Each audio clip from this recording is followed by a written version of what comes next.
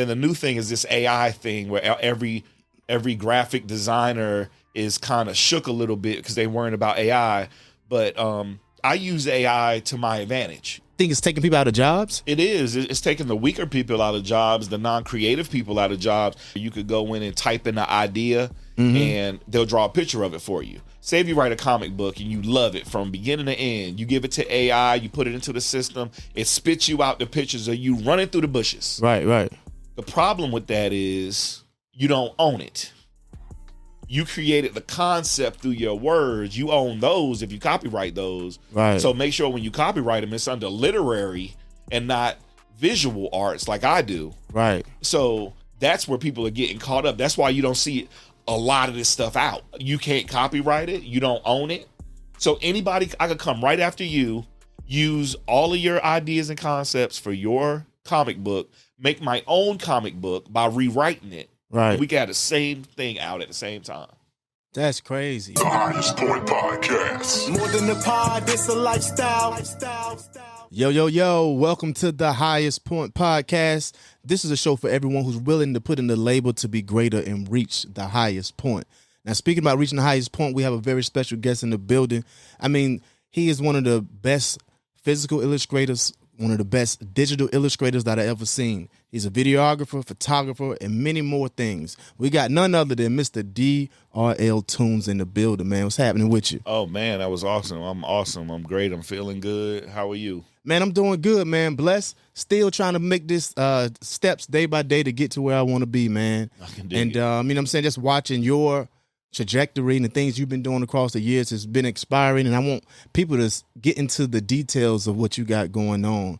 And you know, when we talk about digital arts, that sounds kind of broad, and that people may not understand what that is. Can you define what digital arts is to you and your business? Well, now it's going to be a new platform that we're going to develop because I'm not a painter. I can paint, but I don't paint.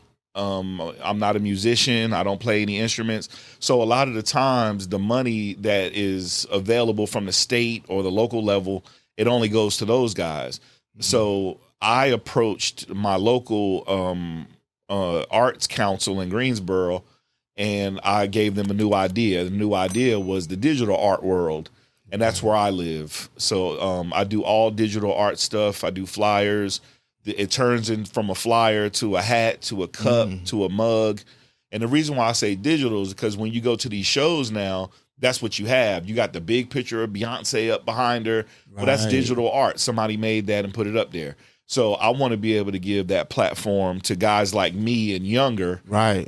Just to show them that we can have our own space to kind of get live in. Okay. I bet. So how did you get into this space? Do you think it's something that people have to go to college to be able to make a living off of digital arts? Well, I think God makes a way for your gifts, and that's kind of what happened with me. I started off in high school. I was winning stuff. I won a minority arts contest. They gave me an assembly in front of everybody.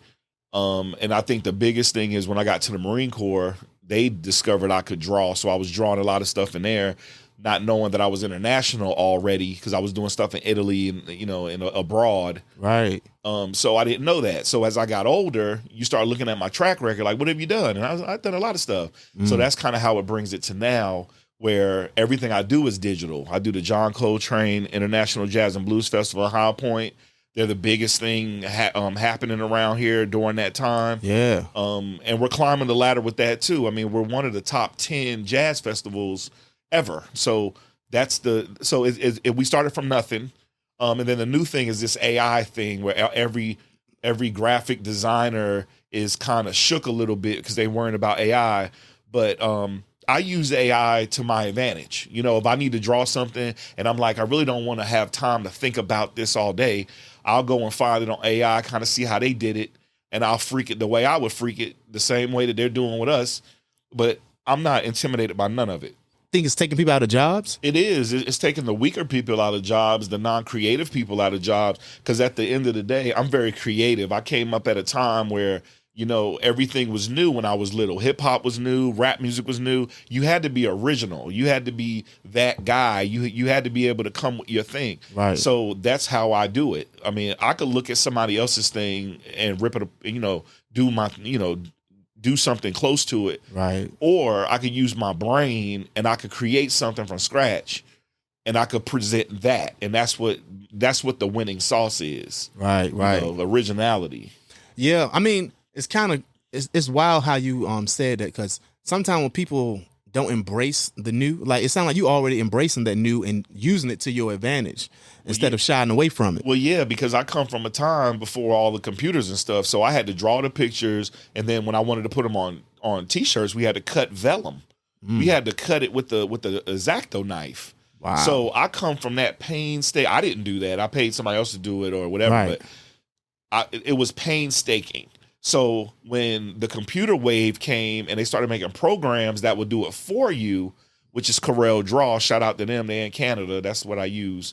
Then they made it a lot easier in my brain to take my pictures, scan them in, take them apart, do what I needed to do with them, and get them out to the world. Right. Yeah, because that's the goal.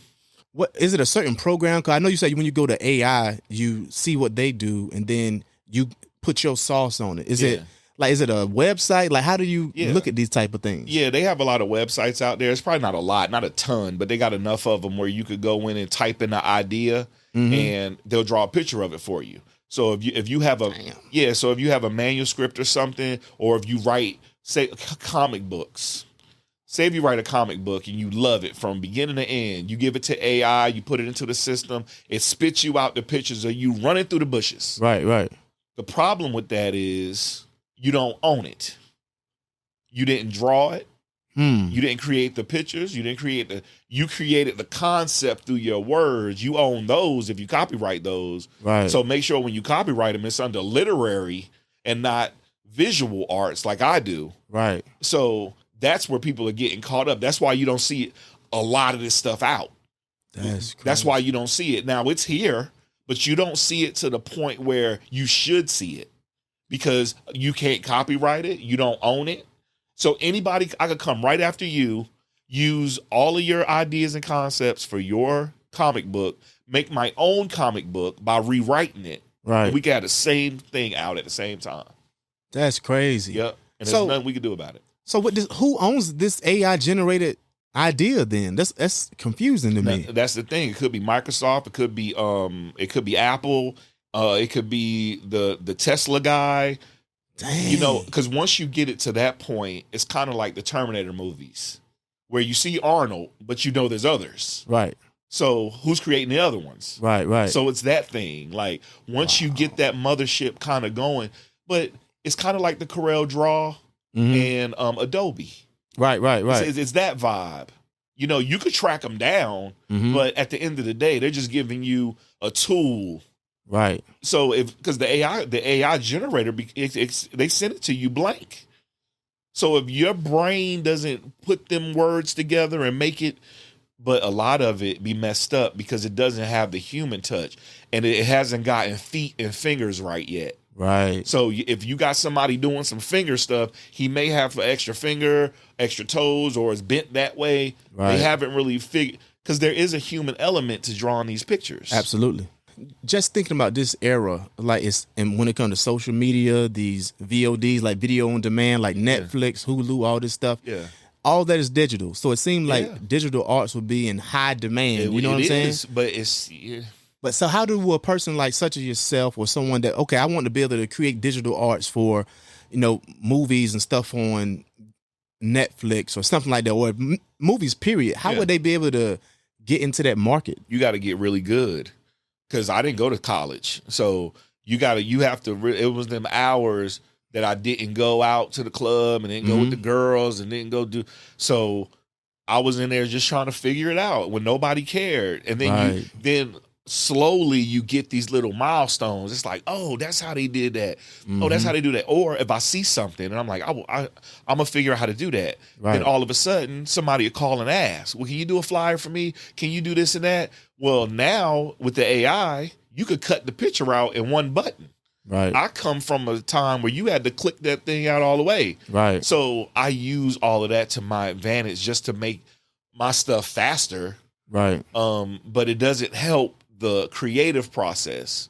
If I take a picture of you when you're sitting there, I just take the picture, put it in AI, let them give me your trace out, and I'm good with that. Right. I don't have to do because there's too many people out here cheating.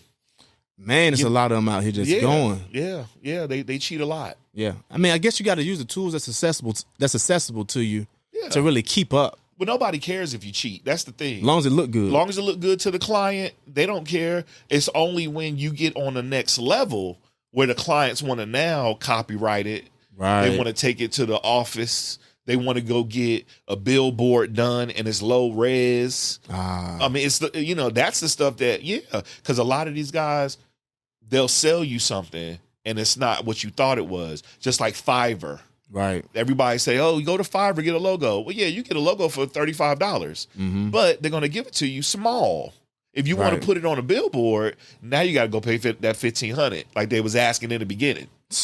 Yeah, and then they're like, oh, you ripping me off. Well, no, if you want the bigger files, right, you got to pay for it. Yeah, that's a fact. Yeah. And if you don't know your stuff, you're just jumping out there, you got to do the homework and you got to take those steps. Like you went ahead and did all these things. Like, okay, you started drawing from passion first. Yeah. But, step by step, you started learning the business part of it. Yeah, getting screwed out of that money. Yeah. Yeah, because guys will do that, especially back in the day when I didn't have nothing. Right. Dog, they say, hey, do this thing for me. Draw me a picture, whatever. We're going to put it on some T-shirts. I'm going to give you $100. I stay up all night doing it. I get to them, they like, oh man, I had to pay such and such. I only got 25 now. Oh. Do you want this 25? Because if you want the 25, then it's cool. I'll go ahead and use it. Right. And I'm like, what? So you finessing me right out of my money in my face. Right. But I didn't know what to do because I didn't have no money. Right. 25 was better than nothing, but I learned. Right. I said, that'll never happen again. I'm going to get my money up front. Right. So then people say, well, I'm not going to pay you up front without seeing the artwork. Well, now I had to do something to put me out there in front of everybody. That's when I did 102 Jam stuff. Well, now you see that I'm on 102 Jams. I'm doing all these shirts. I'm doing the billboards, everything. Right. That got me it was a job, but it was really like a partnership between me and Guilford County Schools. Because I did tour to Guilford for them to get more teachers to come. Yeah, yeah. And Mission Possible for them. Oh, man. So that came out of my brain. Right. Them billboards and the way that it looks and putting it. So there's a way to get it done, but you got to be so good that whether you running with a crew or not, it's going to happen. Right. Yeah, having that quality. Yeah, all day. If you don't have that, and that's what we was talking about earlier. These little kids nowadays, everything's so easy for them. Eventually, they're going to burn out. Right. Because you're not going to want to stay up 5 hours doing something to make $35. Nah. Nobody wants to do that. $50. Right. $100. You really want to get quality money for your quality work. Yeah. And your time, man, you can't get time back. You put all this effort and time in something and you getting pennies from it. You know what I'm saying? It's like, it just don't make sense. It doesn't. Yeah. And there was a lot of people in the beginning that tried to play me.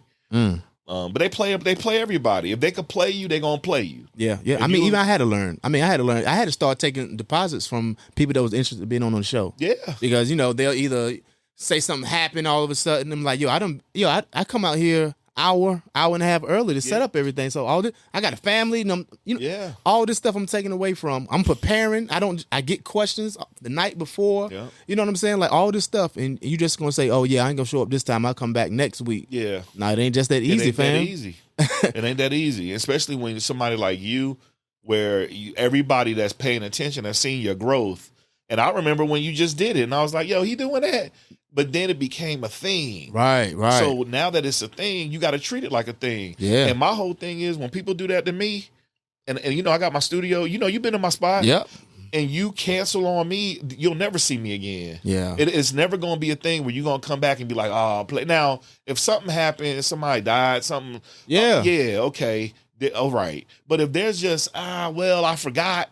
Right. Nah. Yeah, you can't do that. And then like, the last minute stuff, you know what I'm saying? Like you're gonna try to cancel the day of. Yeah, that's terrible. I think that's disrespectful. That's very. They're disrespecting everything. Yeah. But see, then God also has a funny way of doing that because I know on them days where you in here and you've been out, that's where you get them one shows. Whereas you sitting in here and you like, yo, we gonna talk about something anyway. Right. But to me, that's what God wants you to do. Right. God didn't give this to you for everybody to be on your show and everybody to have availability to you. That's crazy you said that. It's true. It's true. That literally happens. Bruh, because that's how, bruh, when you're creative and you're creating something that people don't understand.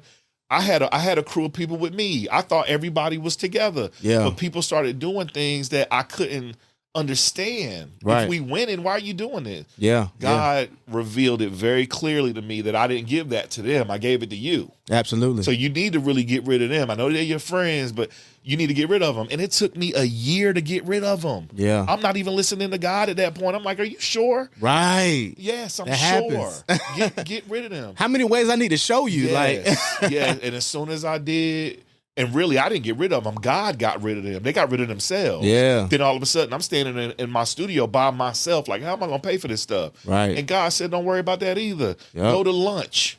And that's what I did. I went to Olive Garden.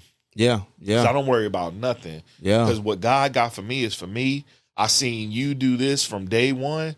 And I'm going to support you. Anything you need. Appreciate it. Those one-off shows, to me, they're more entertaining because it's you and you're giving your real.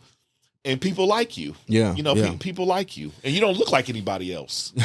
That's funny. You have a distinct thing about you. Yeah, and they be killing me on the line for it too. They be going at me hard, talking about your freckle face. You don't know what people would tell me. I don't know what I'm talking about because I got freckles on my face. It's the weirdest thing how the internet works. Yeah, and that, and all that trolling stuff. Yeah, it's a lot of it. It's a lot of that, and you do have to have a thicker skin. But the way I look at it is, and I know you. You know, I've known you for a while now. Yeah. None of them will say that to your face. No. So that's what I'm on. Yeah. Like they could do it from a distance, but nah. And that's something I realized too. And honestly, man, I be looking at it like, keep talking that because you only going to help my algorithm. Oh yeah, facts. You know what I'm saying? Like the more comments and things you doing, talk trash, you don't agree with me, cool. Yeah. I don't mind people disagreeing with me because I don't agree with everyone. You know what I'm saying? Yeah. But I like to hear other people's perspective. Oh, so you be reading that stuff? Sometimes, yeah, definitely, for sure. Yeah. Now I can't keep up with all of it. Sometimes it's just so much. It's like I can't. Right. You know what I'm saying? Some of it pop out at you. Yeah, some of it I listen to, I check out. Like someone make a point about something, I actually say, okay, that's a good point. Yeah. Let me I'm gonna reevaluate some things. After my reevaluation, if I, have a change of heart, cool. I think it's okay to have a change of heart on something. Yeah, absolutely. You know what I'm saying? But people they don't respect that about you. Right. They just think you a pushover because that's what you do. Yeah. They won't talk to me like that in public at all. But you started this digital thing that you're doing. Yeah. It's the same thing I'm doing. Digital art, digital. But that's the thing that's pushing the world now. It's going to be digital because a lot of people, even flyers, people aren't getting 5,000, 6,000 flyers anymore. Yeah. They're getting that strong digital presence. And then marketing They're putting it everywhere. Yeah. So true. Yeah, but you got to keep doing this. Keep doing what you're doing. Yeah, I will. And I want to piggyback on something else you said. Like, because it's crazy that you read that because you already been through it. But for like people that's tuning in, listening, he literally said something that I've done multiple times. So like I had someone set up here and they canceled. And I said, well, I'm here. I'm still going to do something, right? Mm-hmm. So, even your significant other may not understand like, why are you okay, well, if they cancel, why don't you come on back back home? Yeah. I'm saying, no, like I had this space set out for creation. Yeah. So I'm still going to create regardless. Yeah. If it's with me by myself or somebody here. Yeah. And that's something that people got to really understand and realize, like, yo, you still got to do it if someone's with you or not. If it's something that you love, you got an idea about it, you just got to keep pushing forward regardless. Yeah, definitely. You know what I'm saying? Yeah. I mean, I think as I got older, I don't tell anybody my moves. Mm-hmm. So I don't have that problem. Right. Because if I'm working, leave me alone. I'll see you later. Right. So a lot of people can't take that. Mm-hmm. So if somebody cancels, as I've had that happen, somebody canceled, I maybe had something else to do. Mm-hmm. But if I feel like, since I'm here, I'm going to make something else happen, then I don't even say anything for a couple hours. I mean, I'm working. Right. She don't know what I'm doing. Right. But I know what I'm doing. I know I'm not out there running the street. I know I'm making it happen. Yep. So, I stopped there's no communication when it comes to that. Yeah. Because I have to make the money to do the things that I need to do. And I don't even have the big old, wives I don't have those responsibilities. Yeah. But the studio is enough. My car payments are enough. Yep. my phone bills are enough. Like there's enough people grabbing for the money. Yeah. So I don't even fool with that. Yeah, for sure, man, for sure. But yeah, and then even with this thing and the AI thing, eventually it's going to be easier for you to do these podcasts because the AI could go in and split it up for you and not gonna. They have something now and just spit out the clips. See, I haven't done that yet. Well, I've been kind of scared to do it. Well, I need to try it though. Well, that's the thing. I mean, you do something that is so yours. Right. I would do. Just like, for example, if I have something that I know somebody I don't trust, I'll draw them something just to see if they'll take it. Right. Right. But I don't love it. If you steal it, okay. Yeah. But same thing with here. Get you some footage that you could feed to the machine that you don't really care about. Right. And see what happens. Just let it see what it do. Might as well see what happens. That's all this is. You have so many things that you could feed to it. Yeah. Make something new just for that, so you know it's for that. For sure. Yeah. For sure. Yeah. That's what we all do, bro. We're gonna get back on the digital arts things, but I want to pivot real quick because we're right here in the month of June. Yep. And you know, with June comes Father's Day. Oh yeah. I did want to ask you also, like, is your father still here with us? No, my dad died. A long time. Long time ago. 2001 or something. 2000. Yeah, Oh, 2000. Wow. Okay. Yeah, he died in 2000. Did you have a relationship with your pops? Oh, he was my superhero. I had a relationship with him. Mm-hmm. I don't know how much he had a relationship with me. You got to tell us what that means. Subscribe now for part 2. The Highest Point Podcast. More than a pod, it's a lifestyle.